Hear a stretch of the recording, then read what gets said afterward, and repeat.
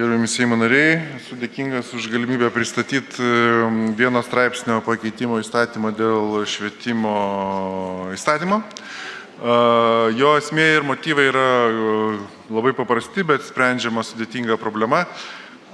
Lietuvoje tarptautinio tyrimo atlikto duomenimis, jau ne pirmus metus atliekamo, bet periodiškai atliekamo, Lietuva pagal patyčių paplitimą mokyklose, tiek kibernetiniai erdvėjai, tiek klasėse ir kitur, Lietuva pirmauja Europos Sąjungoje. Yra blogiausia, turim padėti Europos Sąjungoje. Kviečiu dar kartą įsiklausyti, patyčių paplitimo klausimų mes esame blogiausiai padėti Europos Sąjungoje.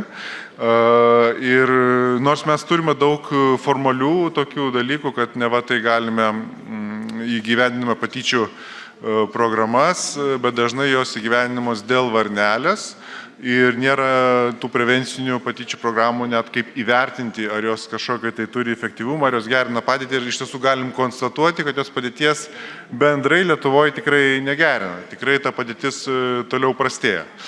Tai įstatymo siūlymas, įstatymo idėja yra labai paprasta, duomenys ir dar kartą duomenys turėtų būti pirmiausia, prieš imantis kažkokių veiksmų.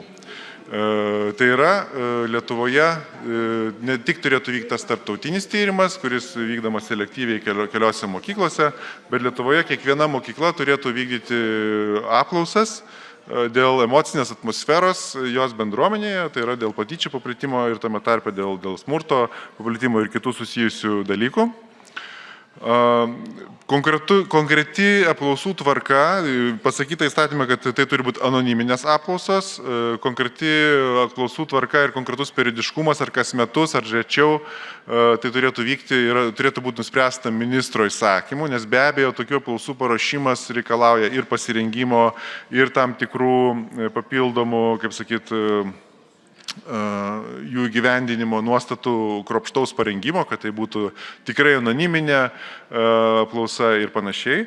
Bet ką tos apklausos duotų? Jos visų pirma duotų mums realų vaizdą mokyklose. Dabar mokyklos, tos, kurios direktoriai pasirenka neigti problemą, sako, kad pas mus nėra patyčių ir nenori imtis jokių prevencinių programų, jos gali ignoruoti tą problemą ir sakyti, nevykdyti jokių apklausų. Net ir tas tarptautinis tyrimas, kurį minėjau, jis kreipiasi į daugelį Lietuvos mokyklų, kurios sutiktų atlikti tyrimą, ir yra mokyklų, kurios atsisako, sako, ne, pas mus jokio tyrimo nereikia. Tai čia tokios galimybės neliktų. Visas mokyklos nustatytų periodiškumų turėtų tos apklausas vykdyti. Ir antras dalykas, kuris yra iš tiesų labai svarbus, nes aš sulaukiu beje tokio kaip ir abejonių, kad čia galbūt yra formalumas ir tos apklausos, kad galbūt čia tik tais dar biurokratijos mokyklai įvedimas, bet iš tiesų aš galvoju, kad čia jos mažintų biurokratijos mokyklai. Ir kodėl jos mažintų? Nes dabar visos prevencinės programos, kaip jau minėjau, jos yra įgyvendinimas labiau dėl paukščiuko, o jų efektyvumas nėra vertinamas. Tai jeigu būtų periodinės apklausos, mes iš tiesų matytume, ar konkrečioje mokykloje situacija keičiasi. Ar tai, kad jį užsidėjo varnelę įgyvendinti prevencinę programą, ar tai, ką nors davė, ar toje mokykloje ta padėtis galbūt dar labiau pablogėjo. Tai tokių duomenų pagalba, man atrodo, mes sumažintume tų tokių formalių paukščiukų užsidėjimą, kad mes prevencinės programas įgyvendinam, bet matytume realius padėties pokyčius. Ir galbūt dar paskutinis dalykas, kurį verta bendram kontekste suprasti, ką mes įvertinom. Mes iš tiesų rengiam šitą projektą tikrai ne patys, konsultavimą su vaikų linija, kuri yra kaip ir lyderiai šitoj srityje, su jų atstovais, sprendžiant vaikų patyčių problemą. Buvom pasikvietę ir ministerijos atstovus, kurie pripažino, kad tos prevencinės programos daug kur dėl paukščiuko gyvenimus ir kad reikia pokyčių. Ir iš tiesų, ką mes išdiskutavom, kad apklausa turėtų vykti ne tik dėl mokinių, tai apklausa turėtų būti orientuota ir į mokyklos bendruomenę, nes kartais tie patys mokytojai nukenčia nuo patyčių, ne tik tais mokiniai. Tai turėtų būti anoniminė apklausa ir jos rezultatus turėtų vertinti savivaldybės steigėjas, mokyklos steigėjas, tai savivaldybė arba kažkoks privatus savininkas. Ir savivaldybė steigėjas, mokyklos steigėjas turėtų pagal ministro nustatytus kriterijus, labai daug yra teisių laisvės paliekama ministrui pasitvirtinti detalesnius dalykus. Pagal ministro nustatytus kriterijus steigėjas turėtų rinktis, kokią prevencinę programą įgyvendinti, ar reikia prevencinės programos ir toliau komunikuotų. Aišku, apklausų rezultatai turėtų likti neviešinami, kad nesusidarytų kažkoks tai mokyklų rungtyniavimas ir panašiai. Tai tokia yra įstatymo idėja, toks pristatymas, mielai atsakysiu į klausimus ir labai kviečiu palaikyti, nes tikrai esame blogiausiai padėti patyčių srityje Europos Sąjungoje ir negalim tai ignoruoti. Taip, ačiū kolega. Už pristatymą noriu jūs visą eilę kolegų paklausti. Klausė Edmundas Pupinis, Rošis Vilija Targamadė. Ačiū. Na, suprantamos tos problemos, aišku, ir kažkas tai daroma, tačiau, na, ne visada gražios tos idėjos taip tiesmukiškai yra įgyvendinamas. Iš tikrųjų, mokyklose darant tokius paprastus, paprastas apklausas, na, nelabai gauni teisingo rezultato. Iš tikrųjų, aš žinau savo patirtį, na, vienoje mokykloje praktiškai buvo labai mažai, buvo tokios apklausos daromas seniau, o kitoje pasirodė daug. Nu tai, žinot, reiškia, kai kurie vaikai pavertė humoru. Nu, dabar vaikučiai, dabar užsirašom, reiškia, kuo daugiau pridedam pliusiukų, kad pas mus, reiškia, yra siaubas. Nu, ir iš tikrųjų, tai žinot, tada tie mokytojai nepatogiai jaučiasi ir, reiškia, ir iš tikrųjų nežinai, ar tą faktą, reiškia, jis tikras ar netikras. Tai šioje vietoje, manau, reikėtų tokio moksliškai pagrįstų tokių tyrimų ir iš tikrųjų kažkokių tai tokių, kad, na, netiesioginis tas apklausos, nes jos, iš esmės, na, bent ir mokslininkai sako, kad neduoda tikro vaizdo. Ačiū. Kaip jūs apie tai galvojate? Tai mes kalbėjom su mokslininkais, ruoždami šitą projektą, mokslininkais, kurie vykdo tą tarptautinį tyrimą.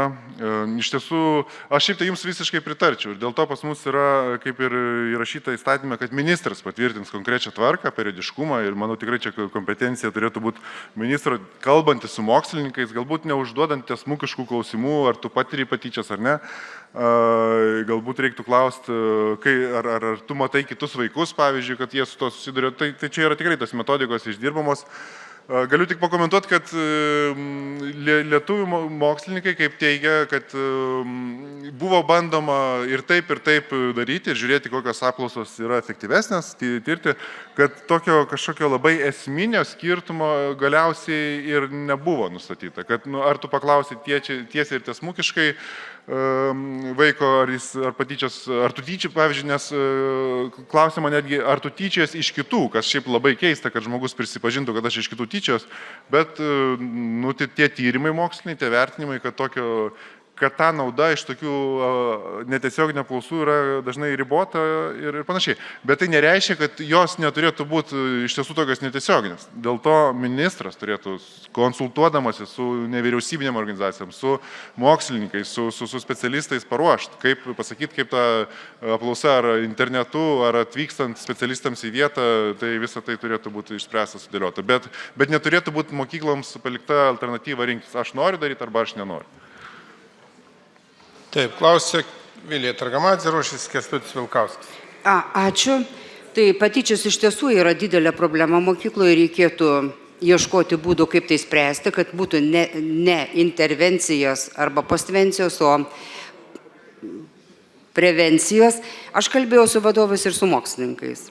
Jie kaip tik nepritarė, nes tai yra direktyva ir iš tikrųjų mokyklos jau nuo direktyvų dūsta ir dar Seimo nutarimu įteisinti klausimyną, na čia būtų keistoka. Ir be to mūsų yra kryptis biurokratijos mažinimas, o biurokratija čia didės ir žinau, kad čia nebus joks rimtas tyrimas. Taigi ir mano klausimas yra, kaip jūs įsivaizduojat tyrimus, nes žmonės mokyklos pateikia ataskaitas įvairias ir jie jau klausimynus pildo. Negi klausimynas, kuris yra moksliškai nepagristas, gali būti adekvatus tyrimui. Ačiū. Tai gerbiama Vilija, tai čia būtent yra apie tai, kad būtų moksliškai pagrįstas tas tyrimas ir apklausa, kad jis būtų standartizuotas visoje Lietuvoje, kad pati mokykla negalėtų susigalvoti kažkokios apklausėlės, kaip jūs čia bandote pasakyti. Ir čia yra labai svarbus dalykas. Mes konsultavome su vaikų linijos, kurie yra šitoj srityje specialistais. Tai, kad mokyklos dabar daro skirtingas apklausas, yra problema, nes negali palyginti vis dėlto rezultatų, pokyčių ir panašiai. Tai mūsų tikslas, kad būtų, kaip jūs sakote, Seimų tvirtinti klausimyną, tai čia nieks netvirtina Seimo klausimynų. Tam bus paruošti ministro įsakymai ir jisai, kaip sakyt, tą standartizuotą sprendimą visoms mokykloms Lietuvoje priims. Ir tikrai tai turėtų būti paruošta, kaip sakyt, konsultuojantis su mokslininkais, kad tai būtų adekvatus sprendimas. Ir apie biurokratiją, aš jau irgi pasisakiau, aš manau, kad tai mažintų biurokratiją, kadangi šiuo metu labai daug prevencijos yra vykdoma dėl paukščiuko. Ir be duomenų, ar ta prevencija veikia ar neveikia, mes tiesiog tos paukščiukus laikom dėl vaizdo. Tai šitos apklausos jos mums leistų matyti bendrą vaizdą. Taip, Kęstutis Vilkauskas, prašau. Ačiū, gerbiamas pirmininkaujanti. Gerbiamas kolega, tai nurodyta jūsų įstatymo projekte, kad tai vykdo mokyklos steigėja, steigėjas, įgaliotas mokyklos steigėjo atstovas yra direktorius mokyklos. Na ir sakykime, jeigu pats direktorius užsiima mobbingu, tai ar manote, kad tai bus efektyvu, nes galvoju, galbūt reikėtų logiškai mąstant remtis į profsąjungas, į kažkokias tai, sakykime, nes yra kai kuriuose mokyklose, gal ir nėra jų, bet vis tiek kažkokie tai profsąjungų yra atstovai, arba mokyklų tarybų atstovai, nes iš tikrųjų čia galim įeiti taip, kad pats direktorius, kuris įstaigos vadovas, gal visi nemobinguoja, bet tokiu atveju aš girdėjau, ir tada šitas procesas užsidaro tiesiog. Jo, tai būtent tai, ir bandoma išvengti to, kas yra reali problema ir ką jūs dabar pasakojat. Nes šiuo metu galima, kaip sakyti, tikrai tokios būna situacijos, kaip pats direktorius yra tas, kuris vos ne iniciatorius ir tiek personalo, tiek mokinių, galbūt kažkokio tai mobbingo ir panašių dalykų. Ir jeigu jam ateina kas nors iš išorės, pasako, žinai, gal sudalyvauk tarptautiniam patyčių tyrime, kaip čia pas tave, kaip sakyt, viskas atrodo. Ir tas tarptautinis tyrimas, jis nėra, kad direktorius pats įgyvendina apklausą. Tai yra atvažiuoja specialistai, išdalina anketas, vaikai sužymė atsakymus, o specialistai susirenka anketas ir išvažiuoja, ar ne? Tai direktorius neturi progos paveikti, ar ne, ten to viso tyrimo. Tai būtent siekiant išvengti to, kad direktoriai siekdami slėpti kažkokią tai savo mokyklos būklę, galėtų atsisakyti, kad pas mus viskas gerai, mums nereikia jokių apklausų. Tai šitas įstatymas ir siūlymas tą išspręstų, kad visi darytų standartizuotai. Ministras turėtų pasirūpinti savo tvarkoje, kad tai kaip išvengti to, nes aš sutinku, kad būtų problema, jeigu pats direktorius ateina, padalina anketas, pasižiūri atsakymus, kurių reikia paduoda savivaldybei, kurių nereikia nepaduoda ir viskas susitvarko. Tai ministro tvarkoje būtų surašyta, kas atvažiuoja atlieka apklausą, ar tai internetu, ar tas internetu priimtina, nepriimtina, ar tai gyvai turi atvažiuoti žmonės į kažkokią tai ir tas anketas padalinti, bet nebūtų galimybės vis dėlto kažkaip subjektyviai slėpti savo mokyklos būklės. Taip, Laima Nagienė, prašau, klauskite. Ačiū, gerbiamas pirmininkė. Šį kartą, Kasparai, kritiškai labai vertinu šitą įstatymo pataisą. Iš tikrųjų, tai teko lygiai taip pat dalyvauti ne vienoje apklausoje, tai yra mokslinis tyrimas, perka paslaugą ir aš manyčiau, čia galėtų lygiai taip įsijungti Švietimo ministerija atrankos būdu, padarydama ir įvertindama atskirą paėmę grupę ir privačių mokyklų, ir iki mokyklinių, ir bendro ugdymo mokyklas, ir pasėmus kažkokį tai brandolį, iš to po to padaryti mokslininkai vertinimą, siūlymą. Ar tau netrodo, kad čia šitoj vietoje mes iš tikrųjų apkrauname tas pačias mokyklas, apkrauname papildomą anketą, nes vis tiek reikės kažkas anketą kursi panašiai. Tai aš čia manyčiau, Švietimo ministerijos, mano giliu įsitikinimu, turėtų lyderystę ir jinai padaro mokslinį tyrimą ir po to rekomendaciją. O jūs dabar, kaip jūs manote, rekomendacijos efektyvaus vertinimo apklausas ir planus sudaro steigėjas. Tai vėl ir steigėjai apkraunote, ar nemanote, kad čia yra perteklinis ir būtų geriau, kad pasitelkus mokslininkus ir būtų padarytas toks tyrimas. Labai geras ir išsamus būtų. Tai aš tada sakyčiau taip. O ne čia kasmet ir net periodiškumas neaišku. Tai, bet Laima, kaip čia atsakyti, tai šitas siūlymas gimė iš tokio mokslinio tyrimo, apie kurį jūs kalbat. Jis yra vykdomas. Tarptautinis tyrimas, mokslininkai, Lietuvos sveikatos mokslo universiteto profesoriai, kartu bendradarbiaudami su tarptautinė bendruomenė, vykdo palyginamai tyrimą Lietuvos mokyklų, atsirenka ten tam tikrą, kaip sakyti, imti mokyklų, vykdo tą anoniminę apklausą pagal tarptautinės standartus, pagal tarptautinę suderintas metodikas. Ir tas mokslinis tyrimas sako vieną. Jisai sako, Laima, jūs purtat galvą, tas tyrimas yra atliekamas dabar. Aš jums galiu, mes ten yra paminėtas aiškinamajame rašte. Jisai yra vykdomas ir tas tyrimas, apie kurį jūs kalbate, jisai rodo vieną. Lietuvoje yra blogiausia situacija visoje Europos Sąjungoje. Mokiniai pildo atsakymus ir tie atsakymai įrodo, kad kibernetinio tyčiajimas iš kitų arba patiriamų patyčių lygmenių Lietuvoje yra blogiausia situacija Europos Sąjungoje. Ir tada mes turime klausti, kodėl pas mus neveikia prevencinės programos. Kurių pilna. Ir kaip sakyt, mes nežinom nei jų efektyvumo, nei jų rezultatyvumo, nei tolimesnės eigos. Tai šitas toksai pasiūlymas, jisai labai daug perduotų lyderystės, kaip jūs siūlote švietimo ministerijai. Jis nebūtų, kad jisai užkrauna automatiškai visus dalykus ten steigėjim ir mokyklai. Švietimo ministerija parodytų lyderystę, kaip jos turi vyktos apklausos mokyklose, kaip dažnai yra realus jas įgyvendinti ir mes matytume priežastis, kodėl prevencinės mokyklos programos neveikia. Taip, ir Robertas Šarknickas, jeigu dar kantrybės turi, prašau. Ačiū. Man labai bus įdomu, ką pasisakytų psichiatras Slušnys, nes vieno mes jau psichiatrų neturim, Veryga išvažiavo šiuo klausimu, ar už ar prieš, nes praėjusiai kadencijoje irgi gan aktyviai prisidėjo savižudybės ir smurto prevencijos komisijoje įvairiomis konsultacijomis, kurios tikrai buvo geros. Tai norėčiau išgirsti iš Lino irgi nuomonės. Šiuo klausimu kažkodėl galvojau, kad tai gali būti perteklinis ir ar jūs domėjotės, kad gan aktyviai dabar praktiškai švietimo sistemoje visose mokyklose, darželiuose, netgi gimnazijose yra toks dalykas kaip patyčių dėžutė. Į tą dalyką įeina į visos priemonės, kur leidžia ir mokiniams, ir tėvams, ir mokytojams anonimiškai pranešti, jeigu yra kažkoks smurto protrūkis.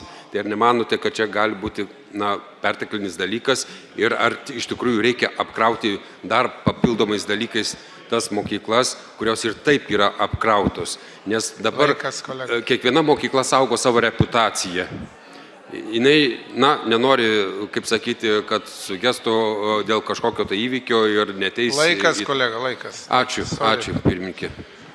Tai, gerbiamas Robertai, pasakyta įstatymo jau formuluoti, neleidžiant ministrui ten, bet šitos bent jau dalies nuspręs, kad apklausos yra anoniminės ir turėtų būti irgi neskelbiami jų rezultatai. Dėl to visi sutarė ir aš visiškai pritariu, rezultatai šito apklausų neturėtų būti vieši, jie turėtų būti steigėjo diskrecijoje ir jais turėtų remtis steigėjas, ką reikėtų daryti.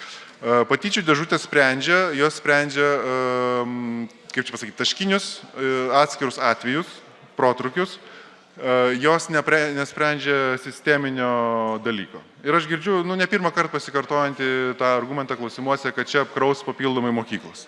Jūs pagalvokite, kodėl dabar yra mokyklos apkrautos patyčių prevencijos programomis, kurios neduoda rezultatų, kurios mums nepasako, kad situacija gerėja. Tarptautiniai tyrimai sako, kad jį tam tikrose srityse blogėja, o kitur lieka blogiausia Europoje. Tai aš manau, kad mums padėtų išvengti labai daug dėl formalumo daromų prevencinių programų ir mums šitie duomenys pasakytų, leistų įsitikinti vis dėlto, kur mes esame silpniausi, kurios programos veikia, kurios neveikia. Ir kurios mokyklos tiesiog saugodamos savo reputaciją bando išvengti tokios apklausos ar tokios realybės konstatavimo. Ačiū gerbiamas Kasparai už atsakymus. Norinčių yra pasisakyti prieš ir už. Už kalbą Ieva Pakarklytė. Ačiū gerbiamas posėdžio pirmininkė. Labai iliustratyvi buvo šita klausimų atsakymų sesija. Nuskambėjo tokios frazės, kad tai patyčios didelė problema ir kažkas tai daroma.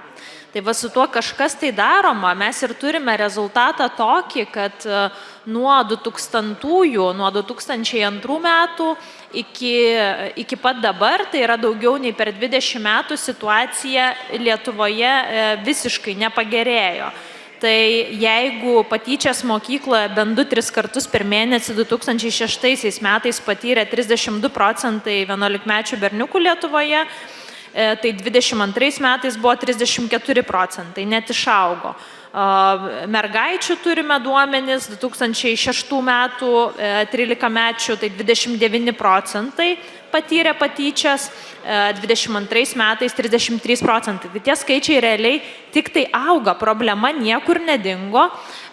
Dabar kokie yra sprendimai, tai tos patyčių prevencijos programos yra pavienės. Dažnai jos yra taikomos, dažniausiai tiesą sakant, ne visai mokyklos bendruomeniai, o tik tai paskiroms klasėms ir, užsidedamas toks paukščiukas, kad štai jau vyksta ta prevencija, bet realiai jinai nevyksta. Dabar dėl apklausų, taip, jos yra vykdomos, tačiau yra vykdoma atsitiktiniu būdu ir 22 metais buvo vykdyta 124 mokyklose. Tai reiškia, kas vidutiniškai 10 mokykla Lietuvoje ir dar dalis mokyklų apskritai atsisako dalyvauti. Tai mes informacijos, taip, 15% mokyklų atsisakė dalyvauti. Mes konsultavome su mokslininkais. Ir man tikrai, tiesą sakant, labai šokiruoja girdėti švietimo komiteto nares pasisakant prieš, kai yra siūlomas realus sprendimas. Tai aš raginu balsuoti už ir prisidėti prie tų realių sprendimų, kurie padėtų spręsti patyčių klausimą ir sumažinti patyčias mokyklose. Ačiū už nuomonę už, noriu nuomonę prieš išsakyti Vilija Targamadzė. Prašau. Ačiū. Tai visų pirma, longitudinis tyrimas būtų gerai, bet mes nepamirškime, kad yra skirtingos prevencinės programos, skirtingai, ypatingai taikomos jos, taip kad vaizdo neduos, jeigu jūs norėsit programas vertinti, tai viena. Antra, nereikia direktyviai dabar, kai šitiek pokyčių visokių primesta, primetinėti mokykloms. Direktyviai primesti dalykai, žinokit, skirtingą reakciją sukelia. Reikia pasikalbėti su vadovų asociacijomis, su savivaldybė, su steigėjais, pasitarti, kaip tai daryti ir aš manau, kad dauguma ir sutiktų. O dabar čia prievartinis dalykas. Žinot, ką man pasakė direktoriai, sako, ir vėl jūs sugalvojot, ką mes turėsim kūlveršiais verstis ir daryti. Ačiū už nuomonės. Kolegos, kadangi jau esam balsavimo lange, tai kviečiu, gal galim bendrų sutarimų? Bet ne, matau, buvo nuomonės įsiskyrę, tai balsuojam, kas palaiko gerbiamo kolegos Kasparo pasiūlymą, balsuojat už, kas manot kitaip, balsuojat kitaip.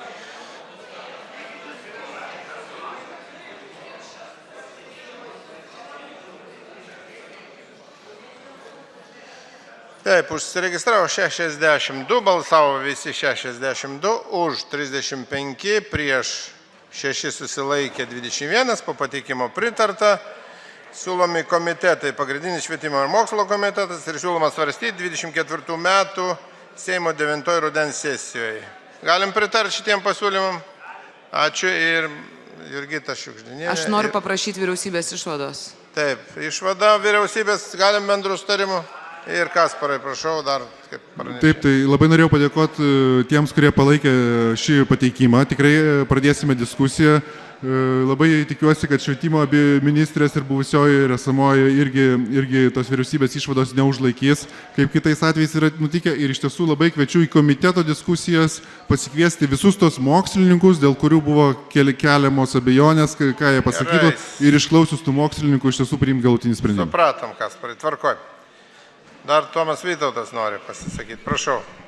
Ačiū, aš tikrųjų džiaugiuosi ir balsavimo rezultatais, bet galbūt reflektuodamas į tai, ką šią savaitę svarstėm, kitas švietimo susijusias įstatymo pataisas, tarkim apie įtraukų ugdymą, aš tiesą sakant negaliu atsistebėti, kad švietimo, mokslo ir sporto komiteto nariai visų pirmiausia kalba apie institucijas ir joms tenkančią naštą. Kolegos, jūs turit suprasti, kad jūsų pagrindinis žmonės, su kuriais jūs dirbate, yra vaikai ir moksleiviai. Ir jūs švietimo ir ugdymo sistemą turite kreipti taip, kad jie atlieptų tų jaunų žmonių poreikius, o nedarėtumėt viską, kad kalbėtumėt apie institucijas ir mokyklų vadovus. Ta prasme, jie dirba vaikams, o ne mes dirbame direktoriui. Ačiū, galėsit.